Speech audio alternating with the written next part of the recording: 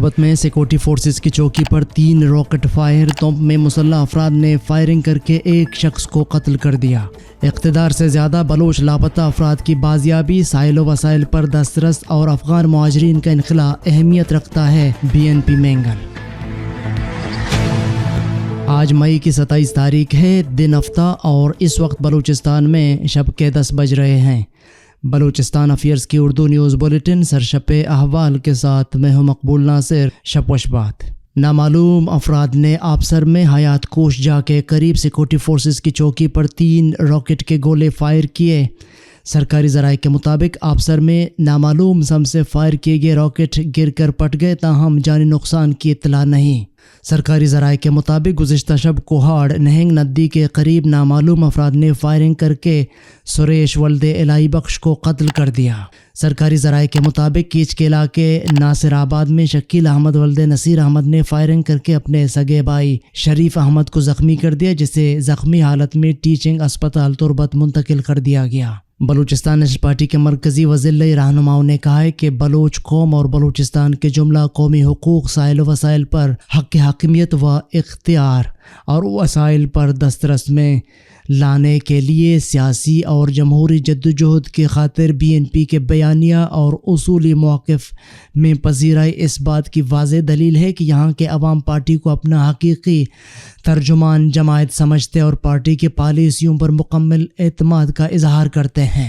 انہوں نے کہا ہے کہ آج پورے ملک میں پارٹی کے بیانیہ اور اصولی موقف کو تائید اور حمایت اس بات کی ثبوت ہے کہ ہمارے اکابرین نے گزشتہ کئی عشروں سے پہلے ملک میں قومی سوال، جمہوری سوال، پارلیمنٹ کی بالادستی، آئین کی حکمرانی اور عدلیہ اور میڈیا کی آزادی، قوموں کے واقع اختیار حق حکمرانی کے لیے جو موقف اپنایا تھا اور اس کی پاداش میں طویل ترین قید و بند کی صعوبت میں برداشت کی، جلاوطنی نے اختیار کی اور طرح طرح کی اذیتوں کا مقابلہ کیا، لیکن یہاں کے با اختیار قوتوں نے ہمارے اکابرین کو مختلف القابات سے نواز کر اس ملک میں حقیقی مسائل سے توجہ ہٹا کر مصنوعی ایشوز کو آگے بڑھایا اور حقیقی مسائل کو نظر انداز کر کے یہی وجہ ہے کہ آج ملک میں افراتفری، انتشار، انارکیت، مذہبی جنونیت، بنیاد پرستی، موقع پرستی جیسے برہانات نے شدت اختیار کر رکھی ہے۔ انہوں نے کہا ہے کہ اس ملک میں جب تک قوموں کے وجود اور شناخت برابری کو تسلیم نہیں کیا جائے گا اور نئے عمرانی معاہدے کا قیام عمل میں نہیں لایا جائے گا،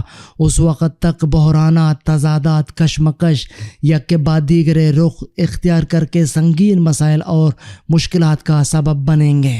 رخشان ڈویژن میں یونیورسٹی کا قیام بہت ضروری ہے، گورنمنٹ گرلز انٹر کالج کی طالبات کا احتجاج۔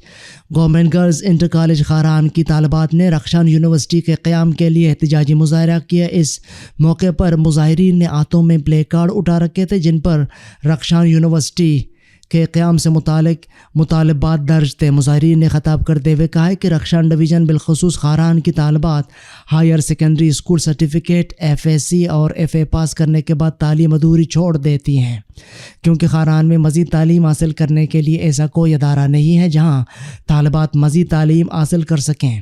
انہوں نے کہا کہ خاران کی طالبات کی اکثریت غریب گھرانوں سے تعلق رکھتی ہے، ان کے پاس مزید وسائل نہیں کہ وہ کوئٹہ یا دیگر علاقوں میں اپنی تعلیم جاری رکھ سکیں۔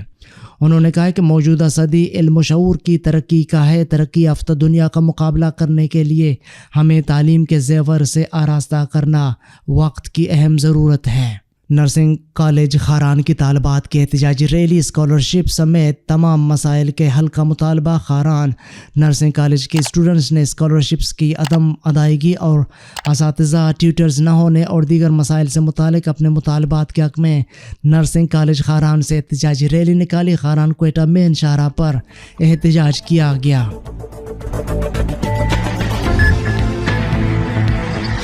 عالمی اور علاقائی خبریں۔ پاکستان میں قانون کی حکمرانی کو شدید خطرہ لاحق ہے، UNI کمشنر برائے انسانی حقوق۔ اقوام متحدہ کے کمشنر برائے انسانی حقوق ولکر کا کہنا ہے کہ پاکستان کی موجودہ صورتحال گہری تشویش کا باعث ہے۔